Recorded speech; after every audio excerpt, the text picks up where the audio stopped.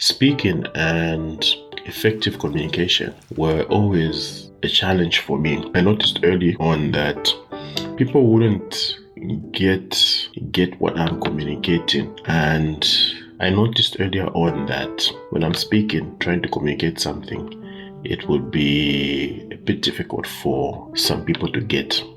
And they'd always say, come again, say that again, what do you mean? And there'll be points where I realized that what I'm thinking and what I'm saying come out as two different things. There will be times in, say, a conversation when I would say something, I'll give a suggestion on something, and it would just fall still on people's ears. And when somebody else gave the same suggestion, it would be received with an applause and all that. So I think I realized that there was something wrong somewhere from what I was thinking and what I would eventually say.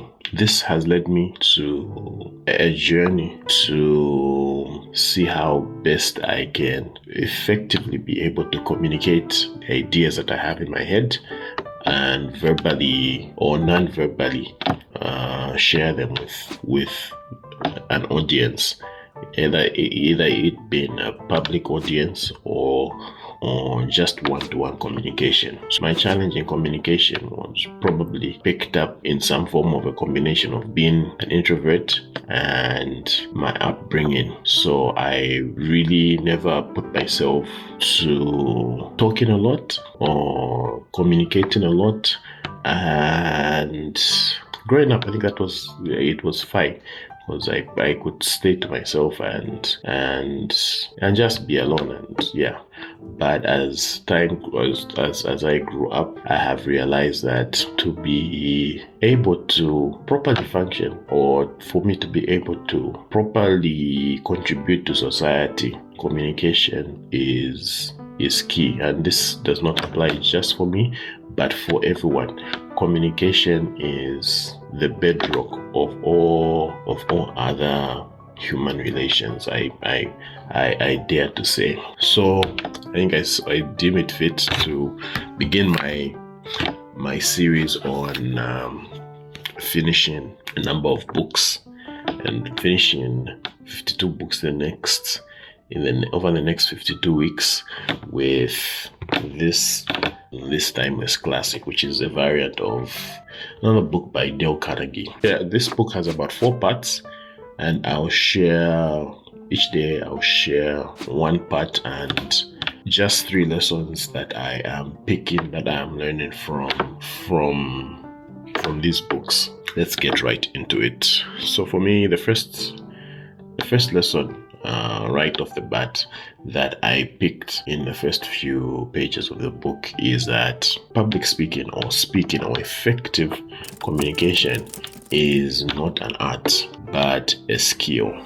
So previously, according to the author, in the day that they were in the setting that they were in, public speaking and speaking in general was taken as this art, this thing that you have to come out with some boisterous voice, and almost like almost in the sense of an opera, in some variation of an opera and stuff like that. So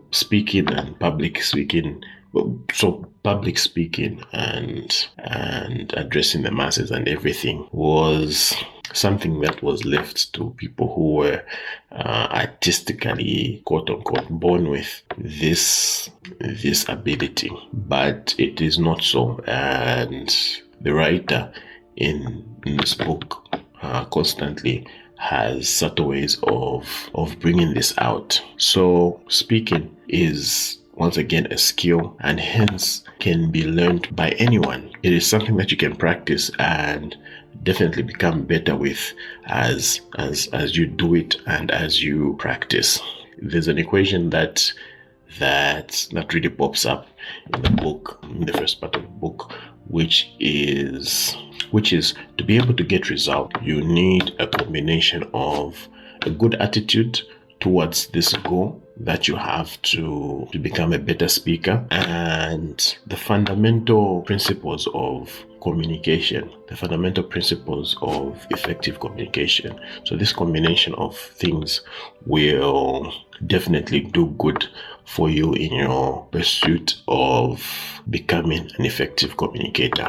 So this fact is shared in practicality by an action of seizing every opportunity to either public speak and to voice out your views.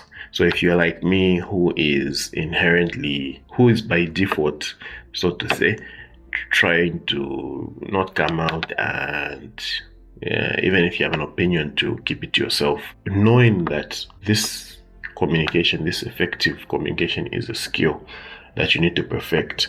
Every time you have a chance to speak out and you have an opinion, you say it, be it with friends or in a public setting, seize that opportunity to practice these principles that are shared, that I'll share. Seize that opportunity. The more you come out, the more you share what you are thinking, the better you become at articulating your thoughts and becoming better. The next point that I picked out from this book, the first part of this book, which speaks into the fundamentals of speaking, is the fact that the fear of public speaking, the fear of speaking in general, is not unique to me. It is something that I dare to say all speakers have in some form or the other. I think so. Previously, my thought line was that I am the only one who is afraid of doing this, and hence there's something sort of unique about it and about my case and not being able to effectively communicate. But this realization is sort of freeing to know that others also have the same challenge.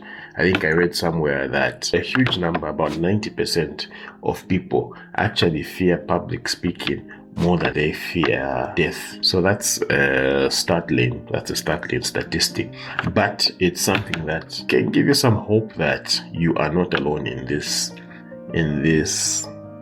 battle, in this pursuit. So the other thing that comes out under this umbrella of fear being a certain amount of fear being normal is that a certain amount of fear is actually good, because it's your body or it's your mind telling you to be prepared as you speak out or as you share your thoughts. So since this fear is already there, you'd rather use it to your advantage to actually do good with it, like in terms of preparation and other things that are leading to your talk or to you sharing your thoughts. I love what I once heard from Seth Godin, who talks about this. Seth Godin is an amazing speaker who talks about marketing and other things. He's just a general amazing thought leader. So he shares that the fear of public speaking or putting yourself out there doesn't really go, but you just find ways of, as he puts it, dancing with this fear. So instead of screeching to want this fear to go, you'd rather just dance with it and flow around it. Yeah, it's like one definition of courage that I heard, which says that courage is not the absence of fear, but it's the willingness to go forward despite the fear. The other thing that rang true to me in this section of the book is the fact that you can't speak about everything. The best speakers are those that have identified a topic that they have either studied about intensively, extensively, or had an experience on. So if you have an experience on a particular thing or you've studied it extensively, it's something that you can easily talk about and you can't be easily be derailed on, and something that will be able to come out more naturally, so to say. So if it's somebody talking about technology or biology or something like that, somebody who's learned in that space of life, it would be easier for them to talk about things in that space rather than just randomly talking about something like astrophysics or something along those lines. So when you're talking, especially in a public setting, talk about something that you know about, something that you have experienced, and it will flow more naturally. This speaks into some form of having some form of a niche that we'll speak about, I think, in the coming days.